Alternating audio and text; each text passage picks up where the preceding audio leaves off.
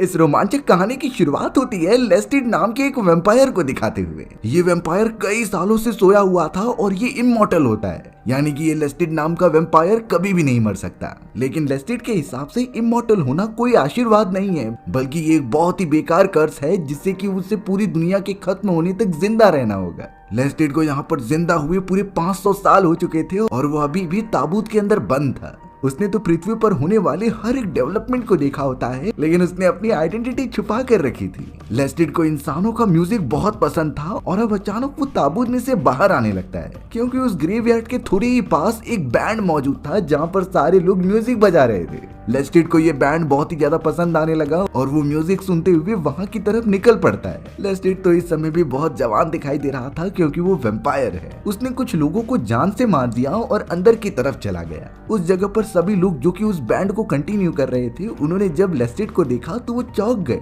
लेकिन लेस्टिड उन्हें पूरी बातें बता देता है कि वो एक वैम्पायर है और वो अपनी आइडेंटिटी किसी से भी नहीं छुपाना चाहता।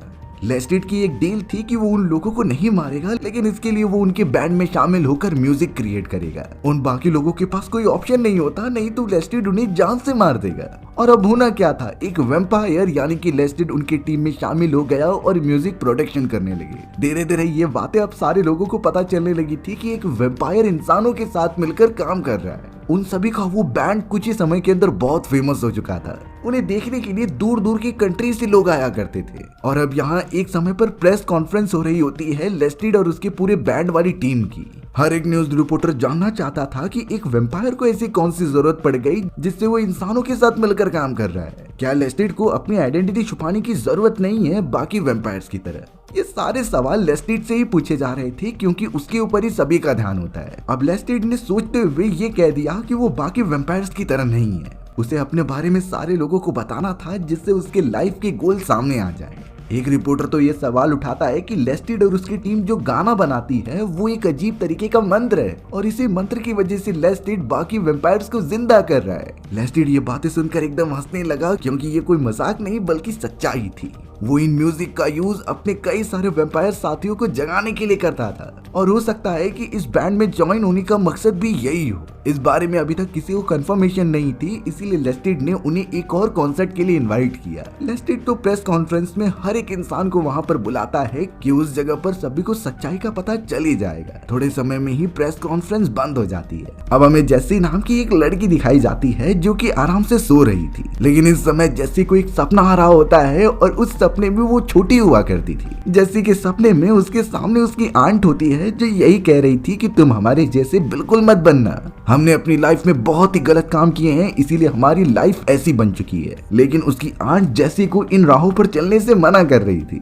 अब अचानक जेसी की आंट की आंखों से खून निकलने लगा। जेसी उस खून को टच करती है और उसे टेस्ट करने के लिए आगे बढ़ती है, पर उसकी आंट ने जेसी को रोक लिया था। इन सारी चीजों से हमें इतना तो पता चलता है कि जेसी की आंट भी वैम्पायर है और वो बिल्कुल भी नहीं चाहती कि उनकी तरह जेसी भी बने। अब जेसी सोकर उठ जाती है और उन्हीं सारी टेप रिकॉर्डिंग को देखने लगती है जहाँ पर लेस्टिड अपने ग्रुप के साथ गाना बजा रहा था। जेसी को वो सॉन्ग बहुत अजीब लगता है, इसीलिए उसने हर एक वर्ड को लिखकर उसे देखने लगी। जेसी को भी वही अनोखी चीजें पता चलती हैं कि ये कोई सॉन्ग नहीं बल्कि एक मंत्र है जिससे कि वैम्पायर्स को जिंदा किया जा सकता है। जैसे तुरंत ही अपनी रिपोर्ट्स तैयार करके अपने उस कंपनी में चली गई थी जो कि पैरानॉर्मल चीजों पर काम करती है। उसने अपने सारे मैनेजिंग डायरेक्टर्स को ये बातें बताई कि कैसे ये पूरी बैंड की टीम इस तरीके के गाना बना रही है जिससे एक्चुअल में वैम्पायर्स को जिंदा किया जा सकता है। जेसी का मानना था कि उन्हें लेस्टिड और उनकी टीम पर इन्वेस्टिगेशन करना चाहिए और सच्चाई सामने लानी चाहिए। थोड़े समय के अंदर वहाँ जेसी का बॉस आ गया जिसका नाम डेविड होता है। डेविड जेसी की बात से कन्विंस हो चुका था, इसीलिए अब कुछ इंपॉर्टेंट बात बताने के लिए वो जेसी को अपने कमरे में लेकर जाता है। डेविड तो जेसी को प्रूफ के लिए कई सारी फोटोज दिखा रहा था जिसके अंदर एक अजीब तरीके के वैम्पायर्स का इंक्लूजन होता है। ये एक बहुत ही मिस्टीरियस वैम्पायर था जिसका नाम मैरियस था। अपने रिसर्च के अकॉर्डिंग डेविड ने ये पता लगाया है कि मैरियस वो पहला वैम्पायर था जिसने कि लेस्टिड को भी वैम्पायर में कन्वर्ट किया होता है। ये सारी चीजें डेविड को लेस्टिड के एक डायरी में मिली होती है। जेसी को भी अब लेस्टिड द्वारा लिखी गई उस डायरी को पढ़ना था और सच्चाई जाननी थी। डेविड उसे डायरी देने के लिए मान तो जाता है, लेकिन वो कहने लगा कि इसके बाद तुम वैम्पायर्स के पीछे मत जाना।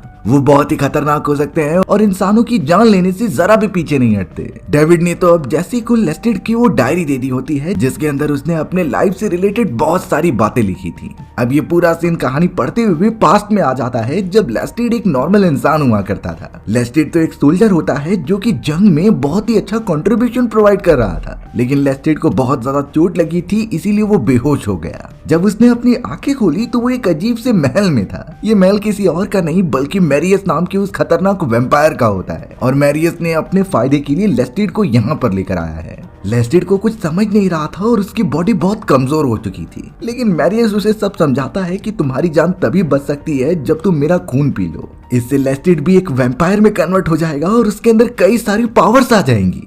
मैरियस लेस्टिड को अपना असिस्टेंट बनाना चाहता था जिससे वो दोनों मिलकर आतंक फैलाएं और अपनी कम्युनिटी को बढ़ाते रहें। लेस्टिड के पास कोई और ऑप्शन नहीं था, इसीलिए उसे मैरियस का खून पीना ही पड़ा। थोड़ी देर के अंदर लेस्टिड के बॉडी में चेंजेस होने लगे और वो भी मैरियस की तरह एक वैम्पायर में बदल गया। लेस्टिड की पूरे बॉडी के जख्म ठीक हो जाते हैं और वो पहले से ज्यादा ताकतवर फील कर रहा था। अब मैरियस तो लेस्टिड को बाहर लेके जाकर वैम्पायर से रिलेटेड सारी बातें बता रहा होता है। उसने कहा कि हम वैम्पायर इंसानों को मारकर उनका खून पीते हैं जिससे कि वो वैम्पायर जिंदा रह पाते थे, लेकिन हम सभी को सूर्य की रोशनी से दूर रहना पड़ेगा क्योंकि इससे हमारी बॉडी कमजोर हो जाती और अगर ज्यादा समय तक हम सूर्य की रोशनी में रहेंगे तो हमारी मृत्यु हो जाएगी। मैरियस जिस तरीके से बता रहा था लेस्टिड वही परफॉर्म करता है क्योंकि फिलहाल के लिए मैरियस ही उसका गुरु है। अब लेस्टिड और मैरियस दोनों ट्रैवल करते हुए एक बीच के किनारे पहुंच जाते हैं। वहाँ पर एक फादर अपनी बेटी को वायलिन प्रैक्टिस करा रहा था। दोनों बैठकर काफी मजे करते हैं, लेकिन अब मैरियस ने जानबूझकर लेस्टिड को वहाँ भेज दिया। लेस्टिड जैसे ही उस फादर और डॉटर के पास जाता है तो वो रह नहीं पाया और उसने भी वायलिन उठा लिया।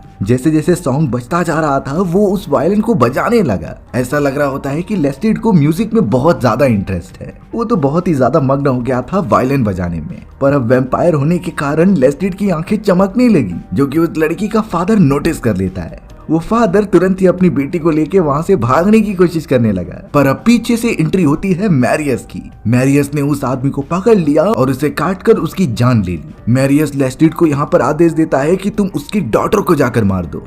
लेस्टिड इस समय सिर्फ और सिर्फ मैरियस की बात मानता था, तो वो बिना कुछ सोचे समझे उस लेडी के पास जाकर उसकी जान ले लेता है। लेस्टिड का किसी की भी जान लेना ये बिल्कुल भी मन नहीं था क्योंकि वो इससे पहले एक सोल्जर होता है। उसने तो सिर्फ और सिर्फ अपनी जिंदगी में लोगों की जानें बचाई थी, लेकिन अब मैरियस के साथ रहकर उसकी भी बिहेवियर एकदम से चेंज होते जा रहा है। लेस्टिड तो अब घर पर भी आकर वायलिन की प्रैक्टिस कर रहा था जैसे उसे म्यूजिक से लव हो गया है। अचानक उसका बो नीचे गिर जाता है जिसे कि उठाने के लिए वो एक अलमारी को साइड करने लगा, लेकिन जमीन पर लेस्टिड को एक अजीब तरीके का लीवर दिखाई दिया जिससे कि वो घुमा देता है। ऐसा करते ही एक हिडन दरवाजा ओपन हो गया जिसके अंदर लेस्टिड जाकर देखने लगा। वहाँ पर तो एक अजीब सा चैम्बर होता है जो सीक्रेटली बनाया गया था। आगे चलकर जाने पर लेस्टिड को दो मूर्ति दिखाई देती है। वो दोनों मूर्तियाँ कुछ अजीब सी लग रही थी। लेस्टिड जब उनके सामने भी वायलिन बजाने लगा तब अचानक एक फीमेल की मूर्ति अपना हाथ आगे कर लेती है। लेस्टिड अभी तक कुछ समझा नहीं था, फिर भी वो अपने डाउट्स क्लियर करने के लिए उस मूर्ति के पास जाता है। लेस्टिड अब जैसे उनके हाथों को बड़े गौर से देख रहा था तो पता चला कि इसके अंदर नर्व सेल्स मौजूद हैं, यानी कि ये दोनों मूर्तियों के अंदर जान मौजूद है। अब लेस्टिड यहाँ पर खुद को रोक नहीं पाया और उसने हाथ पर काटकर खून पीना स्टार्ट कर दिया। अगले ही मोमेंट में अचानक लेस्टिड वहीं पर बेहोश हो जाता है। थोड़े समय के बाद जब लेस्टिड ने अपनी आंखें खोली तो वो देखता है कि मैरियस ने उसके हाथ पैरों को बांध कर रखा है। मैरियस लेस्टिड की इस हरकत पर बहुत ही ज्यादा गुस्सा था। वो लेस्टिड को बताता है कि तुमने जिस मूर्ति का खून पिया है वो हम वैम्पायर्स की रानी थी। कई साल पहले वैम्पायर्स के रानी और राजा ने बहुत सारे लोगों की जानें ली होती हैं, लेकिन एक समय के बाद उन्हें ये सारी चीजें व्यर्थ लगने लगी, इसीलिए वो हमेशा हमेशा के लिए अपने आप को एक पत्थर के अंदर कैद रखने लगी। लेकिन लेस्टिड ने इस तरीके से राजकुमारी का खून पीकर एक बहुत ही बड़े रूल को ब्रेक किया था। मैरियस को पता होता है कि लेस्टिड के अंदर अब बहुत सारी शक्तियां आ चुकी हैं क्योंकि उसके अंदर वैम्पायर क्वीन का ब्लड जो मौजूद है। एक तरीके से देखा जाए तो लेस्टिड मैरियस से भी ज्यादा ताकतवर हो चुका है। मैरियस लेस्टिड के साथ अब और नहीं रहना चाहता था, इसीलिए वो उसे बंदा छोड़कर वहां से चला जाता है।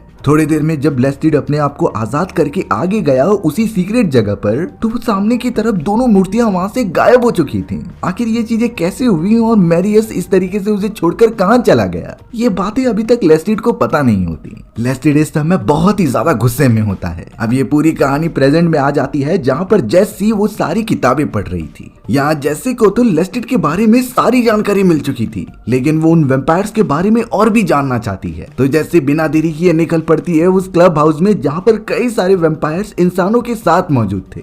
जैसे को ये पता चलता है कि लेस्टिड के इस तरीके से इंटरव्यू देने के बाद कई इंसान अब वेम्पायर्स में ही कन्वर्ट होना चाहते हैं। तो ये एक ऐसा क्लब था जहाँ पर वो इंसान आते थे जिन्हें वेम्पायर्स बनना था। अब जैसे को उस जगह पर देखकर कई वेम्पायर्स उसे घेर लेते हैं। वो सब तो अब लगातार जैसी से पूछताछ करने लगी कि वो यहाँ पर क्या कर रही है, लेकिन जैसी अपने आप को बचाने के लिए ये कहने लगी कि मुझे लेस्टिड ने बुलाया है और मैं भी एक वेम्पायर बनने वाली हूँ। इस बात से वो वेम्पायर्स की कम्युनिटी काफी खुश हो गई क्योंकि उनकी क्वांटिटी दिन ब दिन बढ़ते जा रही है। अब जैसे कि ये सारी बातें लेस्टिड ने सुन ली थी। लेस्टिड को ये खुद पता था कि जैसी को उसने नहीं बुलाया, वो सरासर झूठ बोल रही है अपने आप को बचाने के लिए। अब जैसी जब थोड़ा सा आगे बढ़ रही थी तो कई वेम्पायर्स उसके चारों तरफ घेर लेते हैं। वो सभी जैसी को चोट पहुंचाना चाहते थे और उसे मारकर खून पीना चाहते थे। जैसी जोर से चिल्लाने लगी और वो वेम्पायर्स हंसते जा रहे थे। पर थोड़ी देर के अंदर वहां एंट्री होती है लेस्टिड की। लेस्टिड उन सभी वेम्पायर्स का बॉस था, इसीलिए लेस्टिड ने तुरंत ही उन सभी को डराकर वहां से भगा दिया। अब लेस्टिड उन सभी को भगाने के बाद सीधा जेसी के पास आता है और उससे पूछता है कि तुम मेरे बारे में इतनी बातें कैसे जानती हो। जेसी तो ये भी बताने लगी कि उसे सब कुछ पता है कि कैसे मैरियस ने तुम्हें वेम्पायर बनाया। पर लेस्टिड इससे ज्यादा चौंकता नहीं क्योंकि उसने अपने बारे में सब कुछ पब्लिकली एक बुक के अंदर लिख दिया था और उसे पता होता है कि उसी किताब को जेसी ने पढ़ा है और उसके बारे में जाना है। जेसी लेस्टिड से कुछ पूछना चाहती थी पर वो बिना जवाब दिए वहां से चला जाता है, जैसे कि लेस्टिड को इन चीजों से कुछ फर्क ही नहीं पड़ता हो। अब वहां डेविड जेसी को कॉल लगा के उसे समझाता है कि तुम्हें वापस आ जाना चाहिए। तुम अगर उन वेम्पायर्स के पीछे जाओगी तो तुम्हारी जान खतरे में पड़ सकती है। लेकिन अब जेसी ने डिसाइड किया कि वो लेस्टिड के होने वाली एक बहुत ही बड़ी कॉन्सर्ट के अंदर जाएगी। उस कॉन्सर्ट में कई अमाउंट ऑफ वेम्पायर्स भी मौजूद होंगे। पर अब डेविड जेसी को वार्निंग देने लगा कि तुम्हें वहां नहीं जाना चाहिए क्योंकि लेस्टिड ने जिस तरीके से वेम्पायर कम्युनिटी के सीक्रेट बाहर ला दिए हैं, कई वेम्पायर्स नहीं चाहते कि लेस्टिड जिंदा रहे। तो हो सकता है कि उस कॉन्सर्ट में लेस्टिड पर हमला हो उसकी जान लेने के लिए। लेकिन जेसी को इससे कुछ फर्क नहीं पड़ता था, उसे वेम्पायर्स के बारे में डीप इन्वेस्टिगेशन करनी ही थी।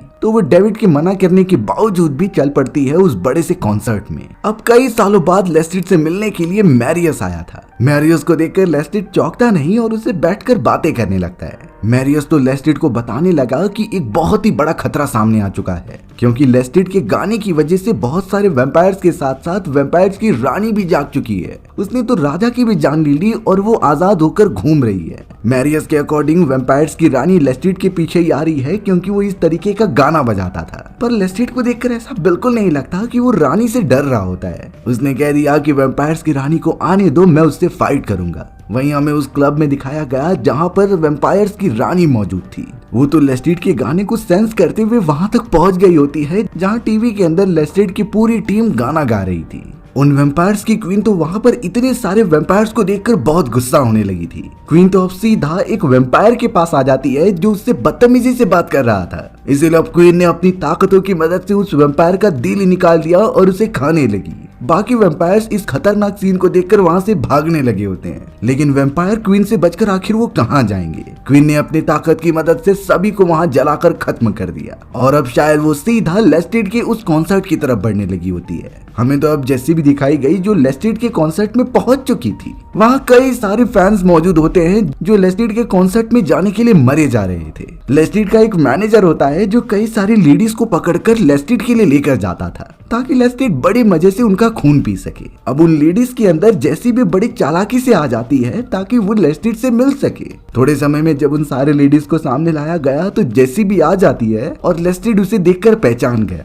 लेस्टिड अब जेसी को साइड में लेके आकर पूछने लगा कि तुम मुझसे क्या चाहती हो। पर जेसी लेस्टिड द्वारा लिखी गई वो बुक सामने रखकर कहने लगी कि मुझे भी वेम्पायर बनना है, मुझे वो एक्सपीरियंस करना था कि वेम्पायर्स कैसा फील करते हैं। पर लेस्टिड उसे सच्चाई बताने लगा कि तुम वेम्पायर नहीं हो, इसका तुम्हें शुक्र मनाना चाहिए। वेम्पायर्स के पास भले ही काफी ताकतें और इमॉर्टैलिटी की पावर्स थी, लेकिन इन सारी चीजों की वजह से वो जिंदगी में हमेशा अकेले ही रह जाते थे। अगर वो चाहे तो भी नहीं मर सकते। जेसी तो अपनी जिद पर अड़ गई थी, इसीलिए लेस्टिड उसे रियलिटी बताने के लिए एक पार्क में लेकर चला गया। उस पार्क के अंदर तो एक दूसरा वेम्पायर नॉर्मल लेडी को काटने जा रहा होता है, पर लेस्टिड ने उसे डराकर वहां से भगा दिया। अब वो खुद जाकर जेसी के सामने उस दूसरी वाली लेडी को बहुत बुरी तरीके से खून पीने लगता है और उसे मार देता है। यानी जब तक वेम्पायर नहीं चाहते कि सामने वालों को वेम्पायर बनाना है तब तक वो नहीं बनेंगे। आधे लोग जो इसे बर्दाश्त नहीं कर सकते उनकी तो मौत ही हो जाती। जैसे इस बात से थोड़ा सा डरने लगी और लेस्टिड वहां से चला भी जाता है। हमें तो अब अगले दिन लेस्टिड का एक बहुत ही बड़ा कॉन्सर्ट दिखाया गया जिसके अंदर लाखों की संख्या में लोग जमा हुए थे। लेस्टिड की फैन फॉलोइंग पूरी दुनिया में हो चुकी थी। सभी लोग उसके कॉन्सर्ट का वेट कर रहे होते हैं और उसके अंदर जेसी और डेविड भी शामिल थे। डेविड तो यहाँ जेसी की जान बचाने आया था क्योंकि उसे पता है कि इस जगह पर जरूर कुछ खतरनाक होने वाला है। इतनी भीड़ के बीच कौन कैसे आ रहा है किसी को अंदाजा भी नहीं था। थोड़ी देर के अंदर लेस्टिड का कॉन्सर्ट स्टार्ट भी होने लगा। हमें तो उन सारे लोगों के बीच कई वैम्पायर्स भी दिखाए जाते हैं जो शायद वहां पर एकजुट होकर लेस्टिड की जान लेने आए हैं। यानी डेविड ने सही कहा था कि लेस्टिड के दुश्मन अब काफी ज्यादा बढ़ चुके हैं। मैरियस भी अपने कई कम्युनिटी वाले लोगों के साथ आया था जो ऑब्वियसली लेस्टिड के अगेंस्ट होता है। यानी लेस्टिड अगर मुसीबत में पड़ेगा तो मैरियस उसकी मदद नहीं करने वाला। लेस्टिड तो इन चीजों की बिना परवाह किए अपनी टीम के साथ कॉन्सर्ट चालू भी कर देता है। लेस्टिड ने अपना कॉन्सर्ट जैसे ही शुरू किया तभी स्टेज के ऊपर कई सारे वैम्पायर्स आकर उसे खत्म करने लगे। पर लेस्टिड को शायद इन सारी चीजों के बारे में पहले से ही पता था। वो एकदम से उन वैम्पायर से बचने लगता है और उन्हें पलटवार करके मार देता है। थोड़े समय में हमें पता चला कि मैरियस भी स्टेज पर आ चुका है, लेकिन वो लेस्टिड को मारने नहीं बल्कि उसका साथ देने आया था। दोनों मिलकर एनिमी वैम्पायर्स को मारने लगे होते हैं। वहाँ पर मौजूद जितने भी फैंस थे वो इस पूरे इंसिडेंट को देखकर काफी डर गए थे। पर अब लेस्टिड और मैरियस को इतने सारे वैम्पायर्स ने घेर लिया था कि वो भी कमजोर पड़ने लग गए। जैसे ही वैम्पायर्स उन दोनों के ऊपर हमला करने के लिए आगे बढ़े तो अचानक वो सभी जलकर राख होने लग गए थे। वो सारे एनिमी वैम्पायर्स को किसी ने बहुत बुरी तरीके से मार दिया था। हमें उस पूरी भीड़ के अंदर जेसी दिखाई जाती है जिसके पास एक और वैम्पायर आया। वो वैम्पायर जेसी को लेकर अपने साथ एक सेफ जगह पर जाने लगा। अगले ही मोमेंट में स्टेज को तोड़ते हुए एक बड़ा सा धमाका होता है। वहां से कोई और नहीं बल्कि वैम्पायर क्वीन निकल रही थी। यानी उन सारे वैम्पायर्स को क्वीन ने ही खत्म किया है। क्वीन की नजर लेस्टिड के ऊपर गई और वो लेस्टिड को अपने कंट्रोल में कर वहां से उड़ने लगी। मैरियस भी इस पूरे प्रोसेस में लेस्टिड की मदद नहीं कर पाता क्योंकि अगर वो जरा भी हिम्मत करेगा तो क्वीन उसे मार देगी। लेस्टिड ने जब अपनी आंखें खोली तो सामने की तरफ वो क्वीन को देख रहा था। क्वीन ने तो लेस्टिड को बता रही होती है कि मैंने राजा को मार दिया है और वो चाहती है कि लेस्टिड इस पूरी दुनिया का राजा बने। साथ में मिलकर वो पूरी दुनिया को अपने मुट्ठी में करेंगे और सारे के सारे इंसानों को वैम्पायर में कन्वर्ट करेंगे। लेस्टिड भी कहीं न कहीं बहुत पावरफुल बनना चाहता था, इसीलिए उसने क्वीन की बात मान ली। यानी कि अब क्वीन और लेस्टिड एक होने वाले हैं एक दूसरे का खून पीकर। वहीं हमें जेसी दिखाई गई जो अपनी आंखें खोल रही थी। ये प्लेस बहुत जानी पहचानी लग रही होती है क्योंकि इसी टाइप की जगह उसने सपने में देखी थी। जैसे जब थोड़ा सा आगे गई तो वहाँ उसकी आंट दिखाई देती है। जैसे कि आंट आकर तो उसे गले लगा लेती है और कहती है कि हम तुम्हें हमेशा से बचाना चाहते थे। जैसे कि आंट ने सब सच बता दिया था कि कैसे कई साल पहले उनकी और पूरी फैमिली एक वैम्पायर में कन्वर्ट हो गई, लेकिन वो लोगों को नुकसान नहीं पहुंचाते थे। जैसे कि मॉम एंड डैड के मरने के बाद उन्होंने ही उसका ख्याल रखा। जैसे कि आंट और उसके वैम्पायर की पूरी टीम चाहते थे कि वो क्वीन को पूरी तरीके से खत्म करे क्योंकि वो लोगों को नुकसान पहुंचाती है। जैसे उन सारे वैम्पायर्स के अंडर में है तो वो सुरक्षित रहेगी। यहाँ पूरी रात लेस्टिड ने क्वीन के साथ गुजारी थी और उसने उसका खून भी पी लिया था। सुबह होने पर जब लेस्टिड अपनी आंखें खोलता है तो बाहर से आने वाली सूर्य की रोशनी से वो पहले तो काफी डरने लगा क्योंकि वैम्पायर सूर्य की रोशनी में नहीं जा सकते थे, लेकिन उसकी बॉडी पहले की तरह जल नहीं रही होती। जब लेस्टिड थोड़ी हिम्मत करके सूर्य की रोशनी में जाता है तो उसकी बॉडी पर कुछ भी निशान नहीं आते और वो बड़ी आसानी से सूर्य की रोशनी में घूम पा रहा था। यानी लेस्टिड की बॉडी सूर्य की रोशनी से इम्यून हो चुकी है। ये सिर्फ और सिर्फ वैम्पायर क्वीन के ब्लड को पीने की वजह से हुआ था। लेकिन लेस्टिड ने देखा कि उस जगह पर जितने भी लोग थे क्वीन ने उसे बुरी तरीके से मार दिया है। पूरी जगह एकदम से ग्रेवयार्ड बन चुकी थी। इतने लोगों की जान लेस्टिड ने तो अपनी जिंदगी में नहीं ली होती। थोड़े समय में क्वीन वहां पर पहुंची और लेस्टिड को बताने लगी कि मेरा खून पीने से ही तुम इम्यून बन चुके हो और हम इसी तरीके से साथ मिलकर पूरी दुनिया पर राज करेंगे। लेस्टिड अभी भी फिगर आउट ही कर रहा था कि वो इसके साथ आगे बढ़ेगा भी कि नहीं। हमें तो जैसे कि आंट अपने पूरी टीम के साथ दिखाई गई जो उस क्वीन से लड़ने चली आई थी। थोड़ी देर में क्वीन और लेस्टिड उनके सामने आते हैं और उन्हें उनके सामने झुकने के लिए कहते हैं, लेकिन जैसे कि आंट की टीम में से कोई भी वैम्पायर उसके सामने झुकना नहीं चाहता था। क्वीन इस बात से बहुत गुस्सा हो गई और उसने लेस्टिड को आदेश दे दिया कि सबसे पहले तुम जाकर जेसी की जान लो। लेस्टिड तुरंत ही जेसी के पास गया और उसके गले पर अपनी नाखून धंसाने लगा। जेसी वहीं पर बेहोश हो गई थी, यानी वो थोड़े समय में एक वैम्पायर बन जाएगी। अब बारी होती है बाकी वैम्पायर्स को मारने की, इसीलिए अब लेस्टिड तुरंत ही क्वीन के पास आ गया और उससे कहने लगा कि मुझे तुम्हारा और खून चाहिए। ये खून पीने से वो ताकतवर हो जाएगा और इन सभी वेम्पायर्स को एक ही बार में खत्म कर देगा। क्वीन अपना हाथ आगे बढ़ा देती है जिससे कि लेस्टिड वो खून पीने लगा। धीरे धीरे उसकी ताकतें बढ़ रही होती है, पर यहाँ लेस्टिड अपनी आंखों की मदद से उन्हें इशारा कर रहा था कि तुम्हें क्वीन के ऊपर हमला करना होगा।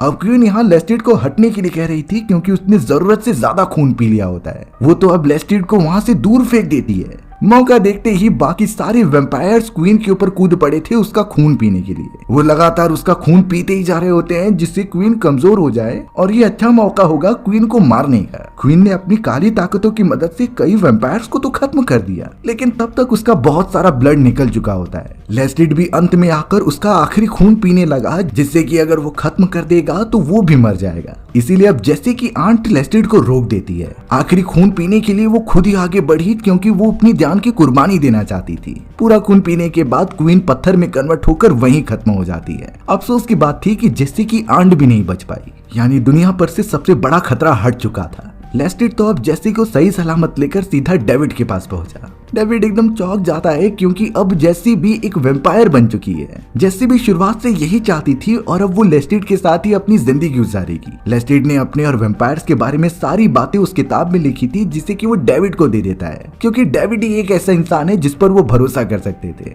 लेस्टिड और जेसी तुरंत ही निकल पड़े वहां से अपनी एक नई जर्नी की तरफ और हमारी कहानी यहीं पर खत्म हो गई। सो व्यूअर्स, आपको ये स्टोरी कैसी लगी कमेंट सेक्शन में बताना भूलना मत। और अगर आपको मेरा एक्सप्लेनेशन 1% भी अच्छा लगा होगा ना तो वीडियो को लाइक एंड चैनल को सब्सक्राइब जरूर कर देना। मिलते हैं इसी तरीके की मजेदार वीडियोस में, तब तक के लिए बाय बाय।